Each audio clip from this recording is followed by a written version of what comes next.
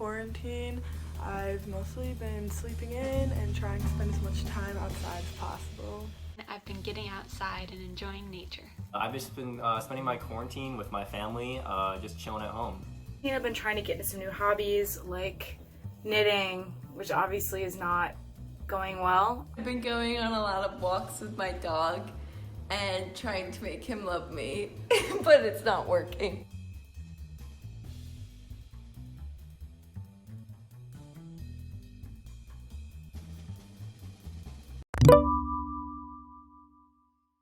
During this period of social distancing, you may be feeling powerless when it comes to ways that you can stay politically active. We ourselves, the Wisconsin Student Climate Action Coalition, have lost our ability to meet face-to-face, protest, and petition in person. But this doesn't mean that our work has to come to a standstill. Now more than ever, it's important that we pay attention, stay engaged, and ensure that our voices are heard. So today, we'll be walking you through how you can contact your legislator. Normally, you can mail in a letter, but today, most legislative offices are working remotely due to the pandemic. We would advise to send an email, which you've probably had a lot of practice of over the past couple weeks. Depending on what you'd like to write about, you can contact your representatives at the national level in the U.S. Senate or House of Representatives, at the state level in the Wisconsin State Senate or Wisconsin State Assembly, or even local elected officials. We recommend sending your letter to representatives from both houses of the legislature, since both play a role in determining public policy. Once you've chosen someone to send your letter to, you can find their address and contact information on this website. Now for the fun part, writing your letter. Address it appropriately and open by introducing a specific issue you'd like to discuss, followed by a short paragraph describing in detail the issue you have. Be sure to include facts to be as accurate as possible. So next you want to include a paragraph that expresses your perspective on the issue. So this is like why it matters to you, how it affects your life, and why you are in support of or against action on the issue. And the more personal you make it, the better it's going to be. Finally, you can close out with a few sentences thanking your representative for the work that they do.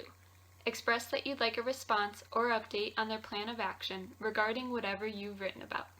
Make sure to include all necessary contact information so your representative can log your request and get back to you. This means your full legal name, your address, and your email and/or phone number. It's important to note that if you're undocumented, exercise caution when contacting your representative. You have no obligation to answer any questions regarding your citizenship status if they inquire. Provide only the information you feel comfortable sharing. And now you're ready to send out your letter. And if emails just aren't your thing, no problem. There's lots of other ways that you can still get in touch with your representative. You can call their office directly, submit a message through their website, or contact them through social media. All are great options. If you're calling and you end up leaving a message, prepare that before you dial. Include the reason you're calling and your main arguments for or against your position on the issue. Make sure to give your name and callback number before you hang up.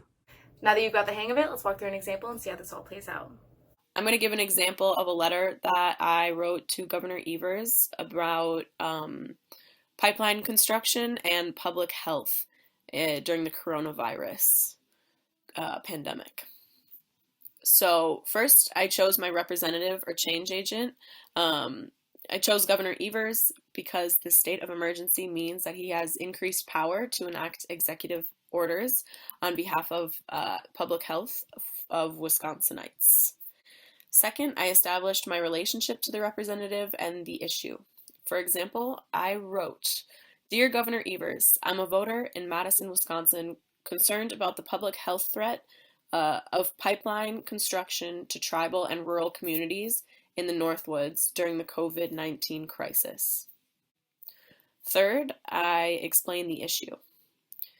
The issue is that Enbridge continues to work along the proposed Line 5 reroute at great threat to the health and wellness of the surrounding communities.